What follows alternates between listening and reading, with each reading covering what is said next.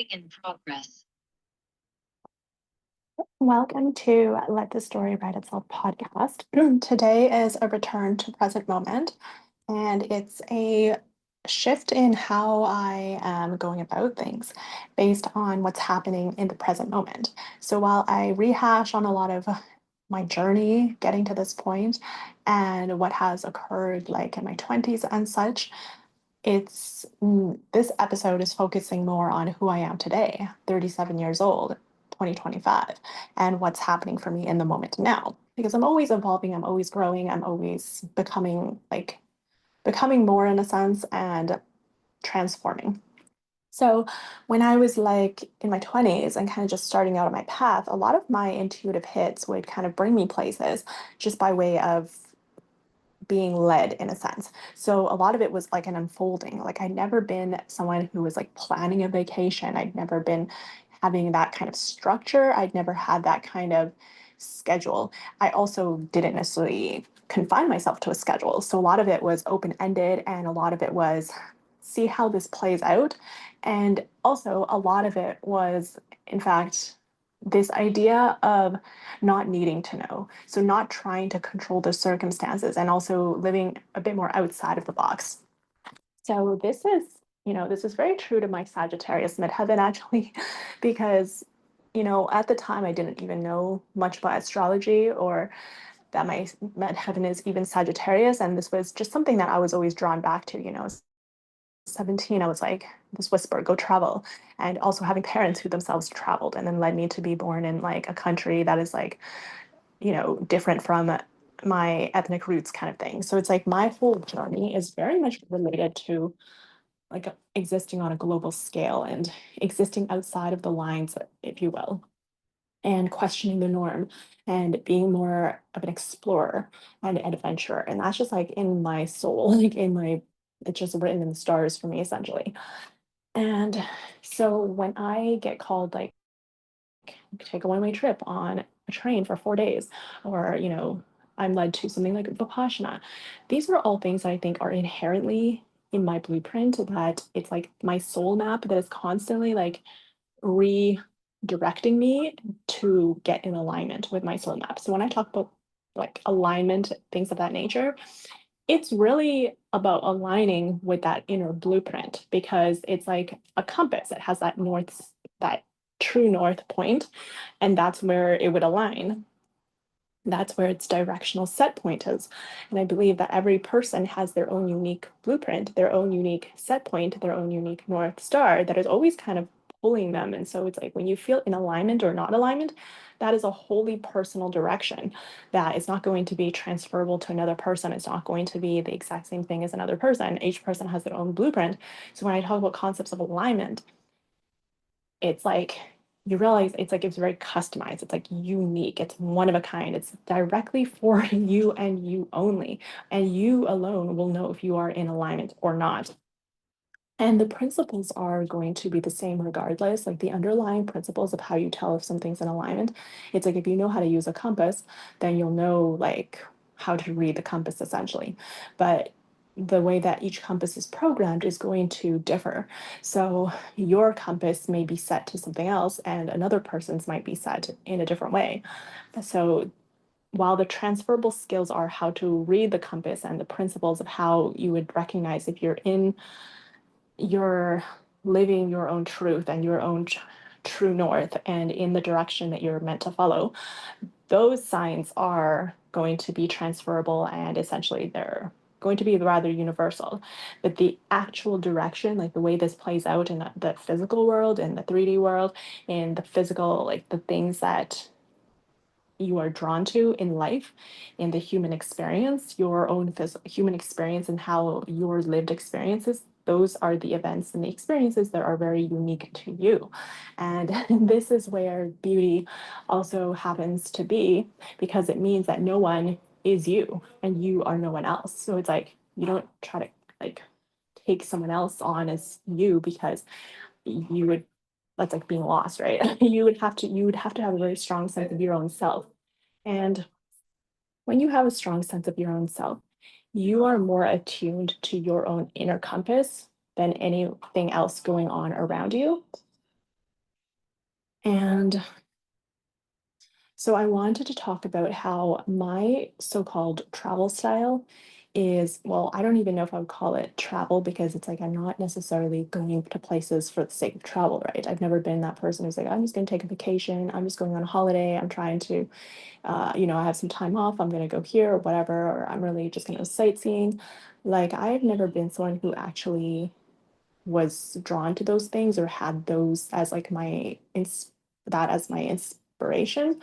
And, if I think of travel, I'm much more likely to think of it as the overall journey of life and like almost like that intergalactical appeal of things. Like being a Sagittarius midheaven, I think I'm very much like a philosophical type of person. I exist very much more in like the cerebral realms. So a lot of times I tend to think of things in more abstract terms and I'm always questioning things and exploring. So it's like not necessarily even just physically exploring, like, oh, I want to go travel here and there, like in the physical sense or in the more direct sense, like, okay, I'm literally going to go travel from this place into that. I don't even know if I would call it travel. It's more you're just like visiting a place, right? Travel to me is really like this existential experience of exploration. It's an existential experience of adventuring and uncovering, discovering. It's almost like I think of I guess you could think of like Columbus or whoever in the history books as you would have learned as like being the people who kind of roamed the globe and like mapped out the physical lands. I guess they're more called like explorers and discoverers, but really that's what I consider travel, but more so in the spiritual realm.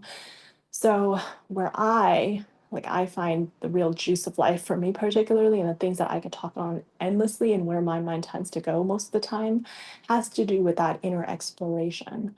And it's that those uncharted waters that are within you. It's like your soul map, your soul compass, your inner blueprint. It's like that inner discovery that is yet unknown in a sense. And you are the explorer, the discoverer, and that's the journey that you go on. And that's where your intuition is like that compass that is directing you. Maybe I'll go here, you get a hunch, you get a nudge, you get a prompt. I always wonder like people like that who actually physically went and sailed around or went here, went there physically to chart, like to map out the world or discover new lands or whatnot, like using like geographical tools like latitude and longitude and whatever other compasses were at their disposal at the time, and whatever their methods were, it's like what did they use to like give them direction, right? And what were their processes, like how, where, who, where, what, when, why, like how did they go about doing that? So for me it's like I may not be an explorer from centuries ago going to map out the physical world, but I feel like I'm very much the explorer and the discoverer, uncovering the map within myself, like discovering that entire world that exists on the spiritual level, that inner blueprint.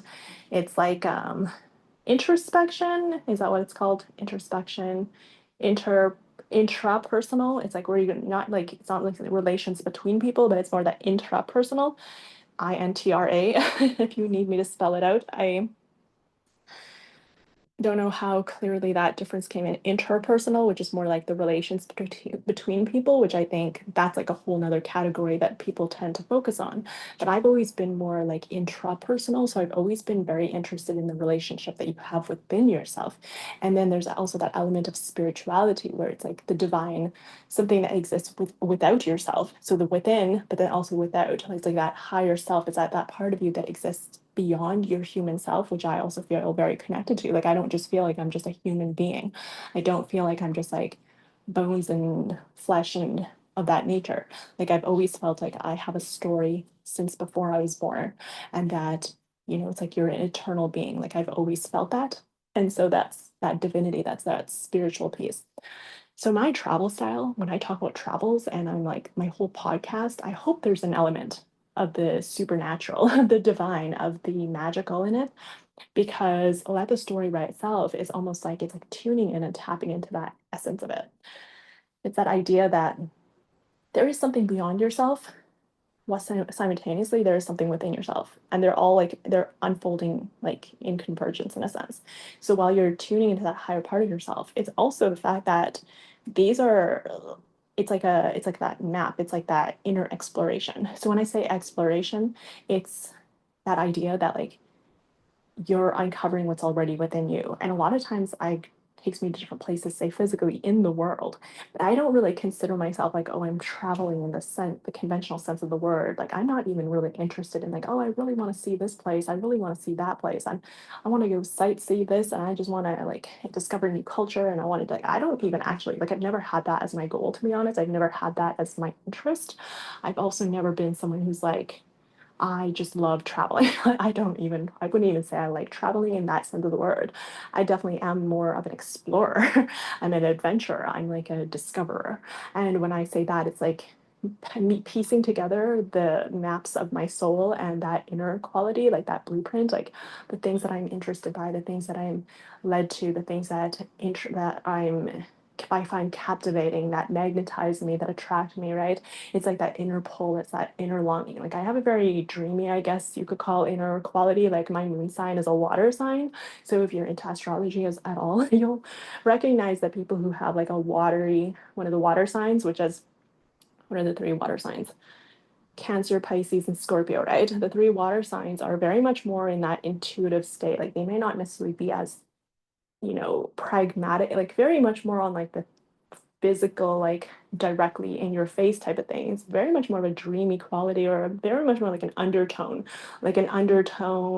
and like the subtle, nuanced quality, maybe even a bit being like out of this world in a sense, like a bit of a more dreamy quality. And that intuition, it's like just that feeling of like going within more than just like seeing things on the surface. So my moon sign is a watery sign, and so I tend to just think that way. And without going too much in astrology, the way that like your moon sign is actually one of the most personal signs because that's the part that is like in a way because it's moon, it's like it's not as visible. It's not something that maybe people might not necessarily like. It's not necessarily something that just like is as loud maybe as some of the other aspects like your rising sign or your midheaven sign or whatever that might be more apparent or that just kind of stands out more and makes a bigger impression.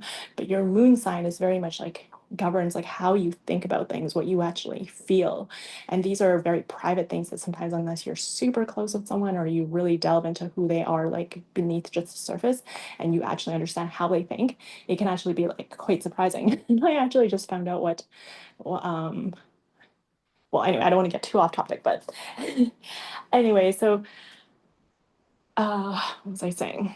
Yeah, so combined with like my moon sign, but also that fact that I'm a Sagittarius midheaven. So it's like, of course, I would be like going on a global scale here and there and like roaming. So on the surface, it looks like I'm one of those like travel people or like there's like those people who are just always going around somewhere and all of us really love travel, but it's not even the travel without that I care about, right? I'm very much more attuned to the intra-personal aspects that are going on. And as my watery moon sign would have it, it's like I'm very much more attuned to like the feelings and the intuition that is like within me. And those are the things that actually matter most to me. And it's that inner blueprint, which is why like the story right itself has like this spiritual quality to it, has this intuitive aspect, it has this unknown, like there's something beyond like this mystical, I guess you could call it, a mystical subtlety about like it's not all you. It's not all just you making things happen. You're not the one just creating everything and like you're the force and like it's not like okay there's like a cause and effect, but it's not just like okay A then B. It's not like that logical, it's not that linear. Because there's many times that I've experienced things that just seem to just like it's like it almost just felt like written in the stars. Like, oh, okay, well, it doesn't matter how many times, like how much I spun my wheels or did this and this that. It's like this seemed like it was inevitable. Like in some sense, like oh, this kind of happened. It's just like almost like a soul calling, like a soul path. And it's not even like a oh, I really want to do this just because, or like an egoic thing, or it's like okay, I think I want to do this. Like it's going deeper than your mind into like your actual purpose and like that blueprint and that unique direction that only you have for your life, that your soul came here to do. So I definitely feel very connected to that thread, which is why I'm always harping on it. That there's something that you came to this world to do, like you have an intrinsic purpose. And this is like where a lot of that spirituality and that connection and that feeling of security comes in, where I'm just like, I feel very self-assured in many ways. Like I'm very independent, but not just like, oh, I'm independent because I do stuff for my own. Like, I'm not independent in the way that like, oh, I don't need it. Like I'm not like that type of independence. In fact, like in some many ways, I'm very like not independent in that sense. Like I'm not someone who's like I'm fairly lazy. I'm not trying to do everything myself. I love to just have other people support or do this and you know what I mean? It's like I'm not necessarily into, I'm not even like, oh, I'm gonna do everything by myself. I'm just gonna do this. I'm gonna go my own way. Like I am not that person at all. So when I say independent, I'm talking like I have a very strong connection to my inner self. I'm talking like I have a very strong, like almost like a cord, like if you want to call it like an energetic cord with like a divine source. Like I'm not religious in a sense, but I do have this very strong feeling that I'm always guided at any given time. And so when I say I'm tend to be quite independent, it's because I don't necessarily have that much attachment to the physical world. Even say like, you know, blood relatives or family members or actual people in the world. I always feel like my true like my true almost like guidance and family, and if you want to call it quote unquote, is like is more of a like a spiritual sense. It's more on a soul level, whether you want to use the word like guardian angel or like your soul counselors or your I've always existed in like this realm of like the divine and like the otherworldly because I remember very distinctly actually when I was like 25, no, 24, 23, 24, where I was just like, I was not really connecting with the necessarily people per se. I just thought it was too, the way sometimes people would talk about things like was too pragmatic. It was too on the surface. Like I felt they weren't really understanding me, especially with my watery moon sign, right? So when I would say things like, or when I was thinking about things or processing things, my watery moon sign is like much more in a dreamy, intuitive realm. And the way like it's like I felt like no one was really like there in that sense. It was just all very much like dun dun dun dun dun, like very much just like on this like getting doing everyday things, and I'm like, ah, whatever. And I was like, I remember there was like this distinct time I was like, just I'm like, you know what? I actually feel like I'm supported in ways that I'm not necessarily feeling supported in the physical, like by actual people in the world.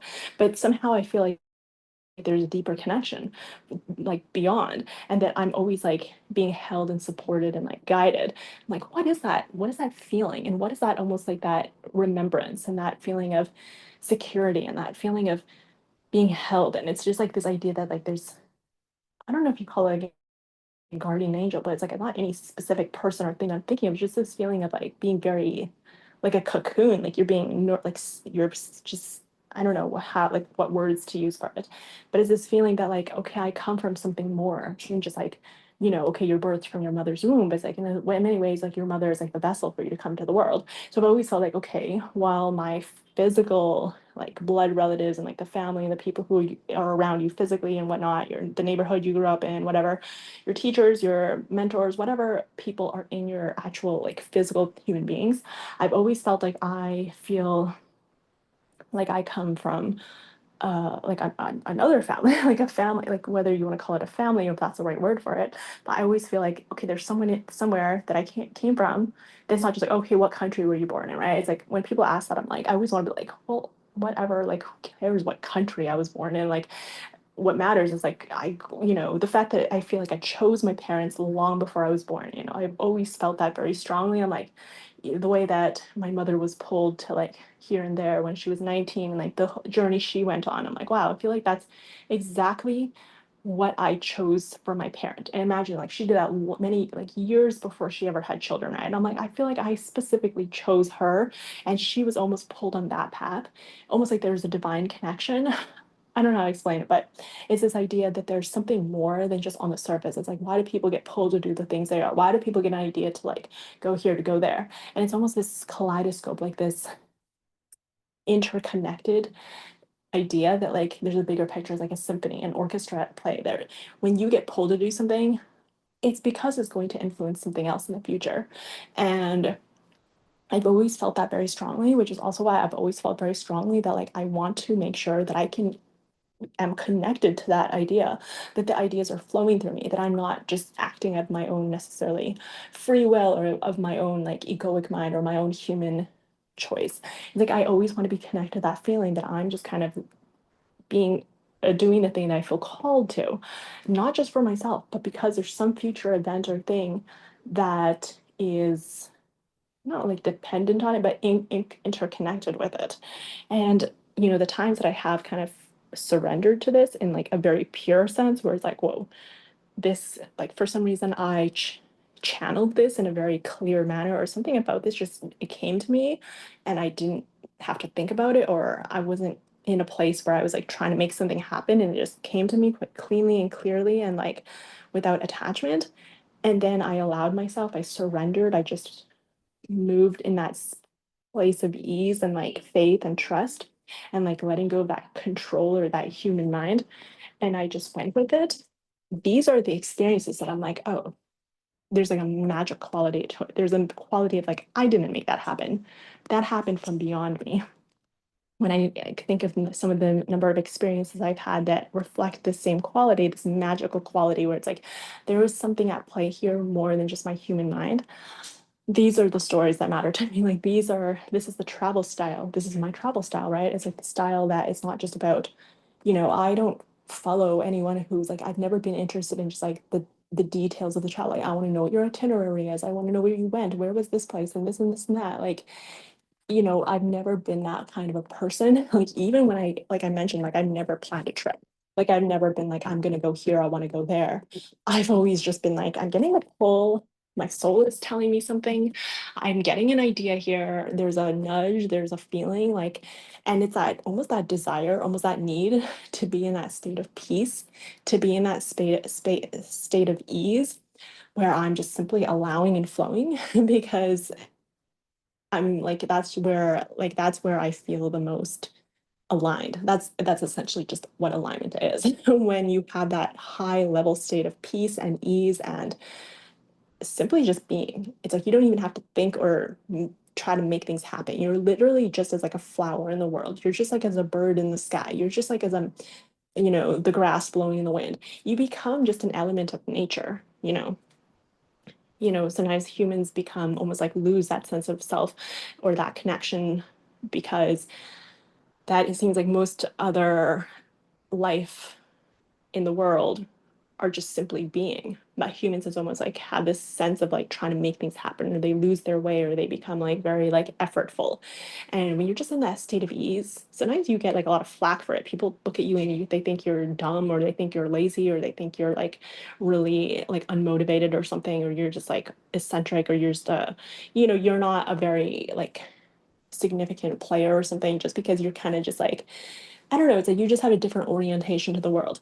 But for me, it's like I've always had that sense that like I'm just taken care of, I'm just taken care of, and like things are easy for me and like things get to be easy for me. Things simply just unfold, and I'm not forcing anything to happen. I'm simply being and allowing and almost just witnessing. I'm like being the witness of things that just occur, and then I tell stories about it and then I look back and I'm like, whoa. And then I have like a story that can tell about the journey. And that's where the exploration is. That's where the mapping out of your own inner blueprint is. And then what you see is like, oh, these are the times my soul was leading me here and there and this and this and that. And that's where the story just ends up writing itself. And you realize that you've just charted your entire course, like your entire life map, was not something that you wrote, like that you took, like wrote, sat down and like, I really want to do this and this, and like you have a bucket list and something like that. I feel is very much like coming from the human mind. I mean, there could be elements that you're tapping into a certain intuition or flow while you're doing that, but I've never been the kind of person who was able to do like, let me make sure like I do this, like, which is why I've never planned a trip, because I would be like, I do not even know, like, I don't even know what I necessarily want in that sense.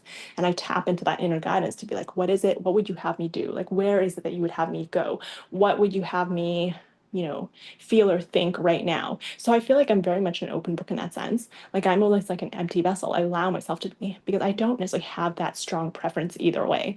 I don't really even have that strong attachment to anything in particular. I feel like I relinquished that quite a while ago, probably like that time when I was like 23, 24. And I started feeling like, you know what? I don't really have attachments to the physical world, to even like blood relatives or, things of that nature, or like this particular story, like this particular human life. I feel is almost like a meta experience, it's literally meta. It's like when you play a video game, you're like an avatar, but you the one playing the game. That's who you really are. You're not the person inside the game in a sense.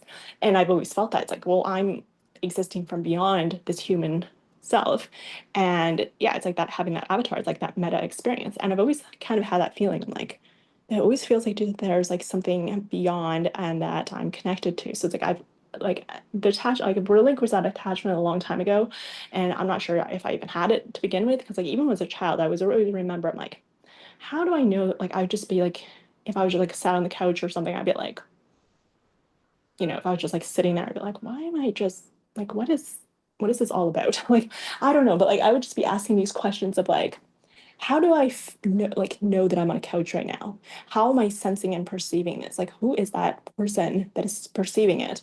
And for some reason, like that voice inside of me always felt like much older than I like was age-wise, right? I'd be like literally like 7, 8, 9, 10 or something. Like I'd still be like in elementary school, like oh, literally a kid. But yet the voice inside of me always felt very like mature in a way, like very old, like very like just much older than like age-wise. I'm like, who am I?